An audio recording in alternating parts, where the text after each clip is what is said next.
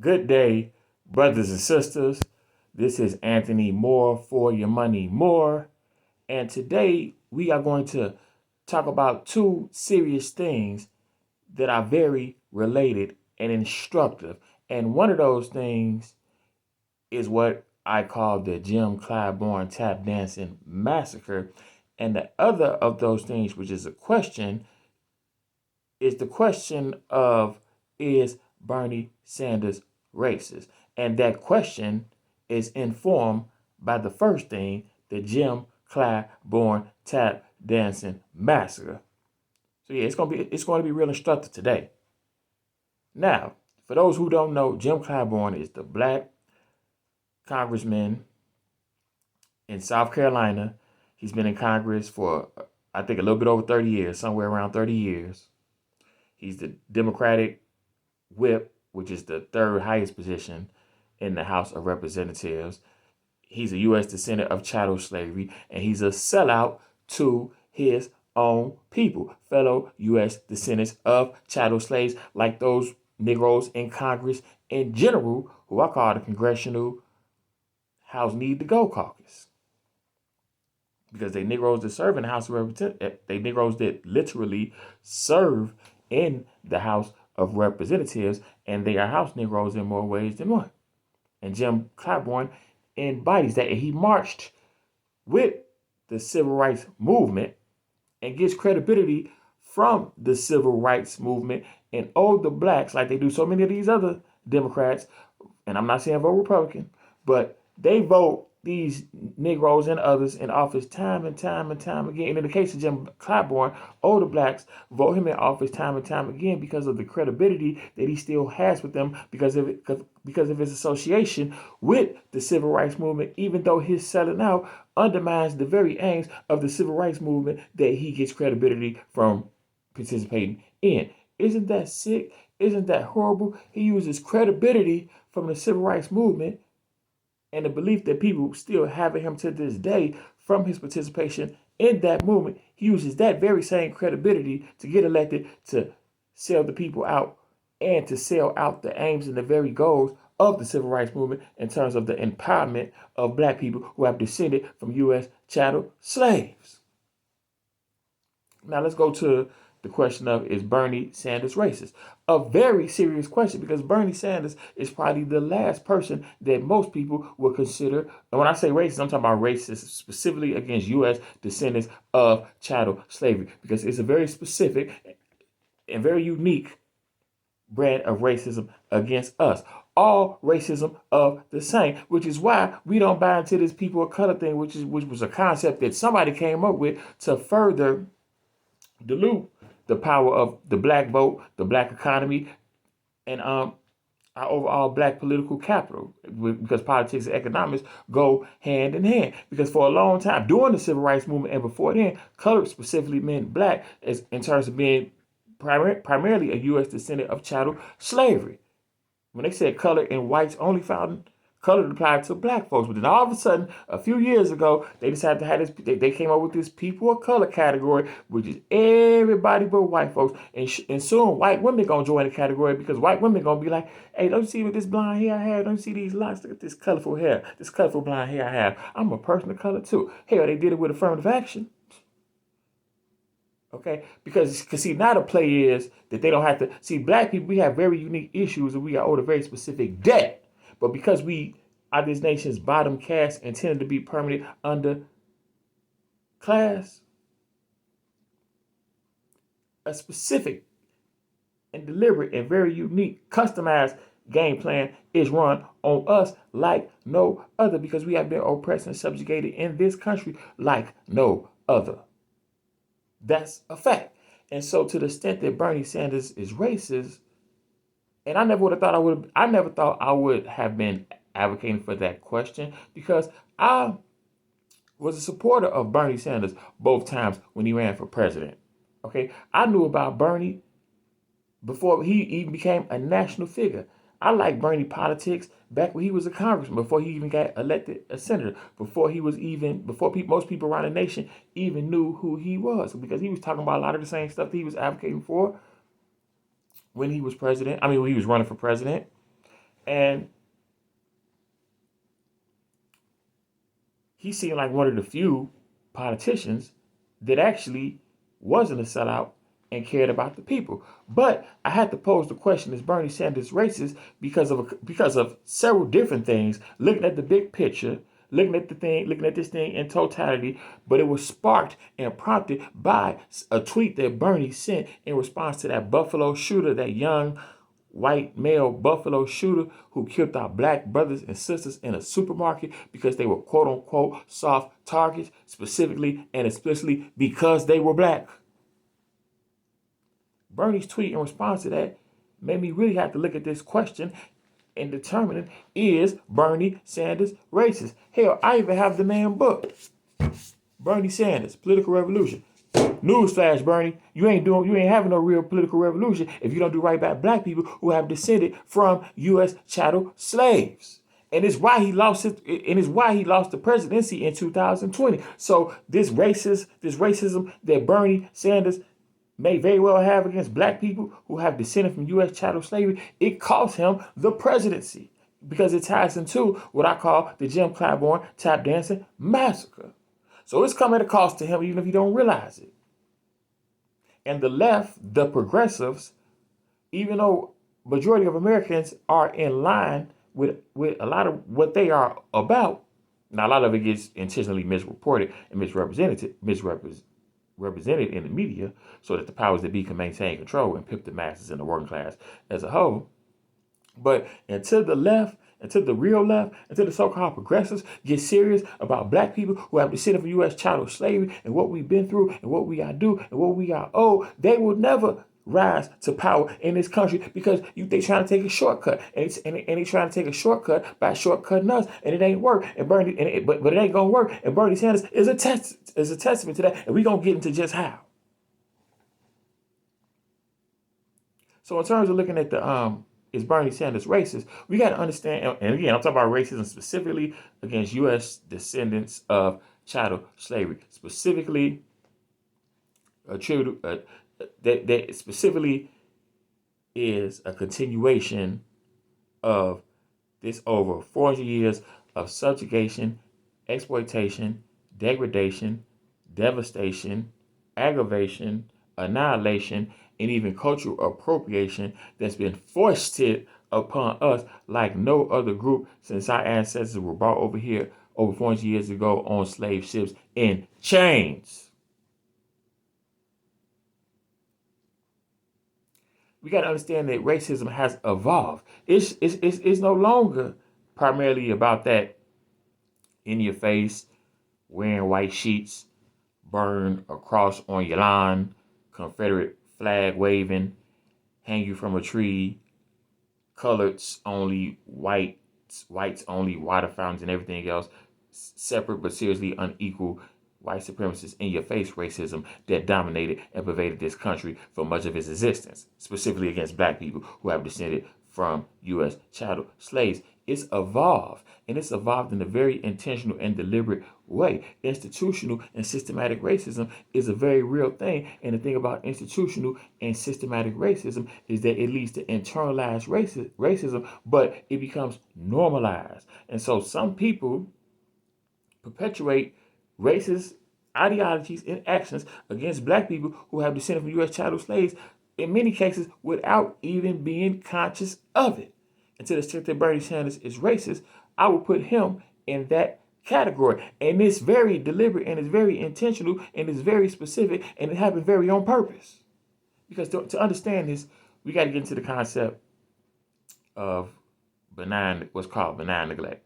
So I'm about to read about it from an article from encyclopedia.com. The concept of benign neglect was coined by the late Senator Daniel Patrick Moynihan in a January 1970 memo to President Richard M. Nixon while he served as the latter's urban affairs counselor. The widely circulated memo, which was leaked to the press in March of that same year, read, "The time may have come when the issue of race could benefit from a period of benign neglect." At that historical juncture, Moynihan declared, Americans needed a period in which Negro progress continued and racial rhetoric faded. which which was a philosophy that led to gutting programs that were of great benefit to black people, and that ended the discussion of us being fully integrated into the United States economy. In other words, economically, not just socially, but politically and economically integrated, which related to reparations and things that we are owed and are due. And so understand that you got to understand language, because these people are very slick with words. So when he said a period in which Negro progress continued and racial rhetoric faded, he wasn't talking about progress in terms of advancement. He was talking about progress in terms of just time passing by. In other words, you Negroes just need to keep living. For those of you who are not gonna get killed off one way or another, and just deal with what it is, and take what you, and just, hey, it is what it is now. We ain't dealing with that no more. Even though it's a serious thing, even though it's in the DNA of America, even though this oppression that we have done of you is over 400 plus years strong and long, hey, we gonna stop talking about that. And it's it's in the article it said that it talked about how Moynihan said we needed a period in which all this went down. Well, that period ended up being a perpetuity until now, over 50 years later. And so Bernie Sanders is emblematic when it comes to black people who have descended from U.S. chattel slaves. He is emblematic, and his actions are emblematic, and his words are emblematic, and his lack of specific words as it relates to us are emblematic of benign neglect. Because, see, Lyndon B. Johnson, even though he came from the racist South, and by many accounts he was a racist himself, he definitely used racist language, and he had lots of Southern racist backers that ultimately made his political career, and ultimately led to him ultimately led to him becoming president of the United States. But after he passed the 1964 Civil Rights Act, the 1965 Voting Rights Act, and the Affirmative Action Executive Order in 1966, which was supposed to be to the benefit of black people, but again, they included everybody in there, including white women. And even though it's highly associated with black people, we probably have benefited less than others. Not to the extent that we were supposed to benefit from it. And in a speech that President Lyndon B. Johnson gave at Howard, he even said that he used this analogy. That if a race is being, and I'm paraphrasing, but he used the terminology of chains and of a race. And he basically said that if you run a race, if you are running a marathon, and a group of people have a huge head start because they've been able to run forward toward the goal while another group was held back in chains, you can't just take the chains off them and say, hey, run along, participate, everything's fair, everything's good. Now you run and you catch up with them other people. But Richard Nixon, so Lyndon B. Johnson understood that there was reformative and reparative things that needed to be done in terms of black people, now that we got our quote-unquote civil rights, actually being integrated as full economic, political, and overall participants in the United States society, in the United States of America. But Richard Nixon, thanks to Daniel Patrick Moynihan, said, hey, we killing that. We're not going to even address race. We just going to act like, hey, it is what it is. History don't matter, even though history is everything. And that's why we got benign neglect, which exists to this day. And I would say that Bernie Sanders is a byproduct of it. And it cost him the presidency in 2020, which ties into and gets into what I call the Jim Clyburn tap dancing massacre. Like, as I said before, Jim Clyburn is a sellout to his own people. And he's propped up there to be a sellout to his own people. And he used the votes and political capital and support from his own people, fellow descendants of U.S. chattel slavery, in other words, fellow descendants of freedom, in order to sell out those very people who he is elected to serve. And he said, like I said, he's one of the most prominent positions in the United States House of Representatives. So he sells us out nationwide, because he could move. He could in the position that he's in, he could move agendas that benefit black people, that contribute to us getting what we got to do and what we are owed. But instead, he sells us out. But in the 2020 presidential election, when Bernie Sanders was running for president for the second time, he was the front runner. Joe Biden wasn't, in terms of the major candidates who were left in the race, Joe Biden was in last place. He, like the people who with the people with the money who usually determine who ultimately becomes president by backing the people who run for president and backing the candidate that eventually becomes president. They were not giving money. They were not giving that much money to Joe Biden because he was considered a bad investment. He was in last place, and Bernie Sanders was the front runner. But because many of Bernie Sanders' policies, free health care for all, a free college education, workers' rights, common sense things that will benefit the people, even policies that in a lot of countries are moderate, are basic, standard, fundamental policies. But because we in this country have been shifted so far to the right in terms of being for the wealthy and exploiting the working class, and the working class has been propagandized to participate in their own exploitation and undermining without even realizing it. But it's been done very deliberately by the likes of the Koch brothers and others, using institutions, using strategy. I mean, we're talking about multi-decades long strategy, flooding the courts with conservative, pro-business, pro-corporate, pro-for the wealthy judges on every level, all throughout this nation, including the Supreme Court. And so, because he was a front runner, the elites were feeling threatened, and they conspired against him. But the thing that really turned the tide against Bernie was Jim Clyburn, because Bernie refused to acknowledge race. He refused to acknowledge the plight of black people. He refused to acknowledge the history and the legacy of U.S. descendants of chattel slavery. And so, after he had won the Nevada primary and he was the clear front runner, the next primary was the South Carolina primary, which is where Jim Clyburn is a congressman, and he has a lot of sway, as I pointed out earlier. And so it was about his endorsement for president matters. And according to reports, Bernie Sanders didn't even seek his endorsement.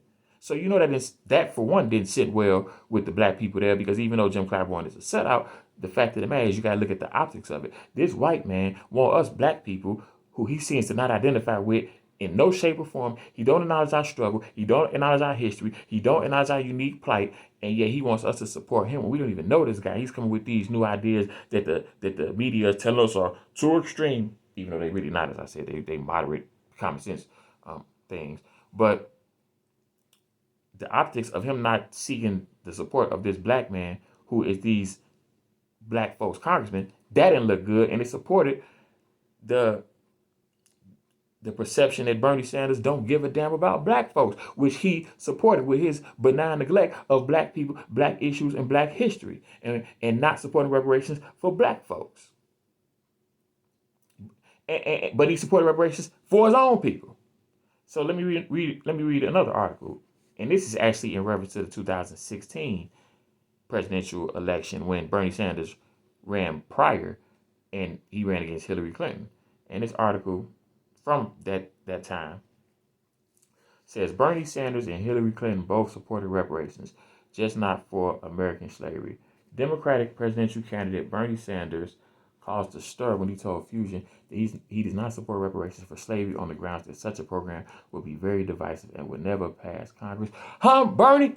Everything in this country is divisive. In case you didn't figure out, the founding of this country is divisive. The very purpose of Congress and the U.S. House and the U.S. Senate and debating things was so that they could come to agreement on divisive issues, so that a divided House could ultimately become one in passing legislation. I mean, justice is divisive. Fairness is divisive. If something not being divisive was automatically disqualified, we would never have justice. We would never have fairness, because, as I just said, justice is divisive because it's always people who don't want to see justice done because they benefit from justice not being done. So what do you mean it would be very divisive? Divisive ain't a good reason to not do something if it's right and if it's fair and if it's moral. But let me finish reading. So to continue, reading the article. 4 years ago, though, Sanders did support a form of reparations, not for descendants of African slaves and victims of other injustice against African Americans, but for Holocaust survivors and the families of those who were killed. The Vermont senator joined 18 colleagues in co-sponsoring the Holocaust Rail Justice Act, a bill to help survivors and families sue France's National Railway Company, SNCF, for reparations. A group of victims' families called the Coalition for Holocaust Rail Justice pushed for a decade to get the railway to pay because it carried tens of thousands of Jews and other prisoners from France to German camps. SNCF officials have apologized and argued that the Nazis forced the railway to do it. The Sanders-sponsored bill never came up for a vote, but in 2014, France agreed to send the U.S. State Department $60 million to be distributed to American Holocaust survivors and victims' families. After the deal was announced, Senator Chuck Schumer, one of the lead sponsors of the Holocaust Rail Justice Act, credited the bill for helping make the payments possible. Interesting. Now, and by all means, the Holocaust was a terrible, despicable thing, and I'm against any dehumanization, slaughtering, victimization, oppression of people, regardless of what race, what religion, what nationality, whatever. I'm against it across the board. And I support the Holocaust survivors and their families in getting the reparations that they are due from those who they are due it from. But check this out. The bill never, Bernie, his justification for not supporting reparations of U.S. descendants of chattel slavery was it would never pass Congress. The Sanders-sponsored bill never even came up for a vote, but yet it was nonetheless very effective. And it was effective in getting money from a foreign country for an atrocity that happened in foreign lands. And like I said, it never came for a vote. But Chuck Schumer credited the bill for helping make the payments possible. So it just shows the power that these politicians have when they get behind something. Meanwhile, black people who have been sent from U.S. chattel slavery, we have a H.R. 40 bill, which has been languishing about for over 30 years, which is just a study to do reparations, and that hasn't came up for a vote in over 30 years. And this didn't even come up for a vote, and it got money, and it got reparations for the victims of the Holocaust. So it just shows these people can do stuff when they want to do it. But it also shows Bernie's benign neglect when it comes to black folks, because he supported reparations for his people, which I have nothing against, by the way. But he supported reparations for his people for atrocity that happened in foreign lands, but not reparations from the people who built the country that he and so many others enjoy so much, but that we have been shut out of, like no other group, out of the wealth that we have contributed to, like no other group. How is that fair? And so anyway, Bernie Sanders, to make a long story short, going back to the 2020 Jim Clyburn tap dancing massacre, because Bernie didn't support reparations, because he didn't reach out to black people, because he refused to unite the unique struggle of black folks who had descended from U.S. chattel slavery, and the black people there in South Carolina picked up on that. They picked up on Bernie's benign neglect, even if they didn't use that terminology. And so Jim Clyburn endorsed Joe Biden. Joe Biden, that endorsement mattered. Joe Biden overwhelmingly won the South Carolina primary for president in the Democratic Party. And he overwhelmingly won that. And as a result, all the other moderate candidates dropped out. They cut deals, dropped out of the race, and they backed Joe Biden. Elizabeth Warren, who was in the same progressive lane as Bernie, she stayed in the race, but that hurt Bernie because she was in the same race. She was in the same lane as Bernie was. But like the other two major candidates who were also like moderate Democrats, Pete Buttigieg and Amy Klobuchar, they cut deals and they dropped out of the race, support Joe Biden. And then in the Super Tuesday election, which is where most of the primary elections for Democrat president are held from the various states, as a result of that, Joe Biden massacred Bernie Sanders electorally, and Bernie Sanders went from being a front runner to not being president. And so I call it what Jim Clyburn did. Now, but the thing is, if Bernie would have reached out to black folks and did things like support reparations and acknowledge our struggle and have policies specifically for us, which he refused to do, he could have neutralized the power of Jim Clyburn's endorsement. But instead, he got electorally massacred. And that's why I call it the Jim Clyburn tap dancing massacre, because even though it led to Bernie Sanders being electorally eviscerated, it still equated to Jim Clyburn once again put on his tap shoes and tap dance for white folks. And once again, he did it at his own people, black people's expense.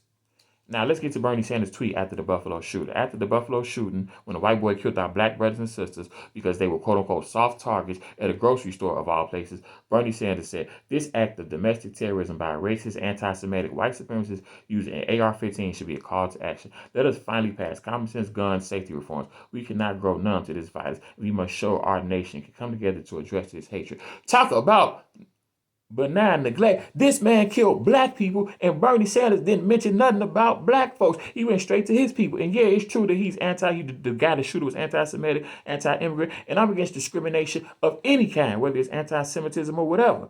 But the thing is, he didn't kill, in this instance, he didn't kill Jewish people. He killed specifically black people. But Bernie didn't even mention the fact that he killed black people. That's benign neglect. And this shooting was supposed to be a flashpoint to deal with this over 400 plus this over 400 plus year legacy of racism, oppression, enslavement, subjugation, degradation, exploitation against black people who have descended from U.S. chattel slaves. This was the perfect flashpoint and prompt for that. But instead, we got benign neglect. They didn't even acknowledge the racial overtones, not overtones, but the specifically anti-U.S. descendant of chattel slavery, racist overtones that led this boy to do this shoot. Talk about benign neglect. So is Bernie saying it's racist? You answer the question. Anthony Moore for your money more. Like, subscribe, click the notification bell, comment. Peace.